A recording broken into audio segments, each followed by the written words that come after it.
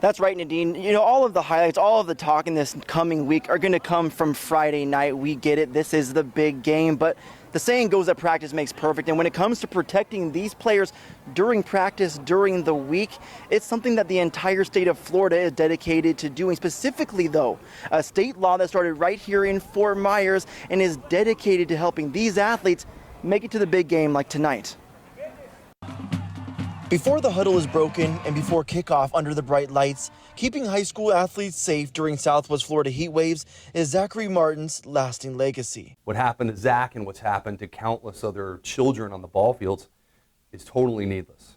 A needless tragedy 6 years ago when attorney Ty Rowland represented Zach Martin and his family. Zach, a Riverdale High School football player who died of a heat stroke during a summer practice. But 3 years later, the Zachary Martin Act was signed into state law by Governor Ron DeSantis, requiring at all outdoor sports activities things like ice tubs and weather monitoring devices like this one. Let's avoid the emergency altogether. This is a wet bulb globe thermometer. Just last week, I saw the wet bulb thermometer readings in action at Gulf Coast High School in Collier County. It's paired with a chart that athletic trainers use to determine if it's safe to go outside to practice. I talked to my coaches earlier today, and we've decided that at least for the first hour of practice, we're going to go ahead and go inside in the gym.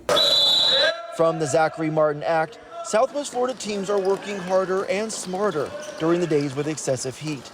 Simply put, it's an act of protection for our student athletes. I like to think that might be his legacy. He's a protector, and that's what comes through that Zach Martin Act. It's keeping kids safer on our ball fields.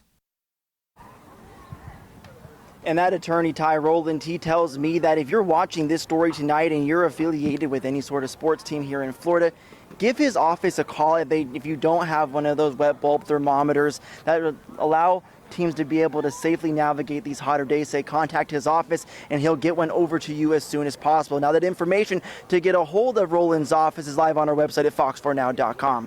Live tonight in Fort Myers, Colton Chavez, Fox 4.